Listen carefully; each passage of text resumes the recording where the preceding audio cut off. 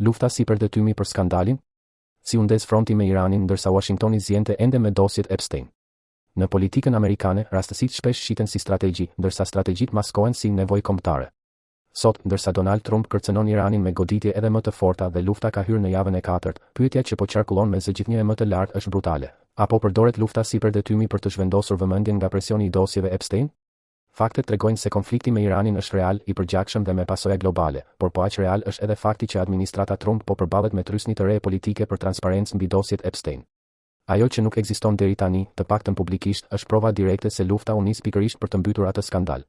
Sipas Reuters, përplasja aktuale nisi më 28 shkurt 2026 me goditje amerikano-izraelite ndaj Iranit dhe më 26 mars Trump deklaroi hapur se SHBA do të vazhdojë ta godas Iranin nëse Teherani nuk pranon kushtet e Washingtonit.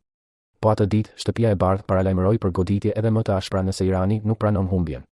Kjo do të thotë se nuk kemi më të bëjmë me një krizë retorike, por me një luftë të deklaruar politikisht si instrument presioni. Në anën tjetër, saga Epstein nuk është zhdukur.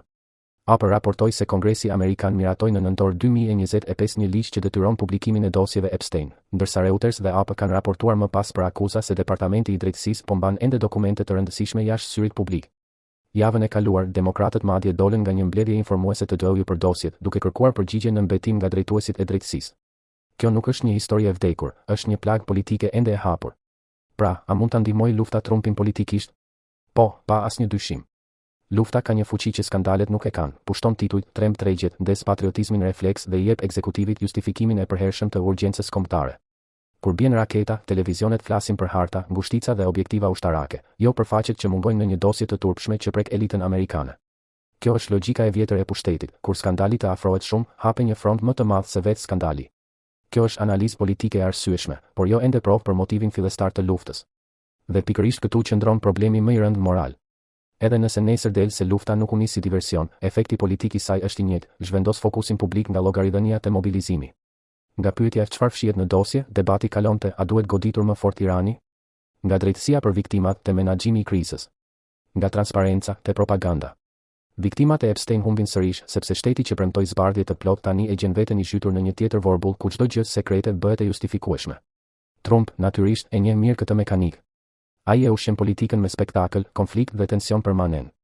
Në këtë model, lufta nuk është vetëm instrument geopolitik, është edhe armë narrative. Sa më i madh kaosi, aq më e lehtë bëhet të relativizosh pyetjet që djegin.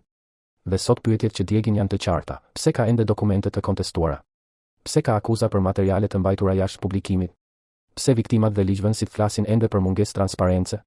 Këto pyetje nuk zhduken sepse në Hormuz lëvizin flotat dhe nafta lëkun tregjet. Nga ana tjetër, duhet ndar kritika serioze nga konspiracioni i lirë.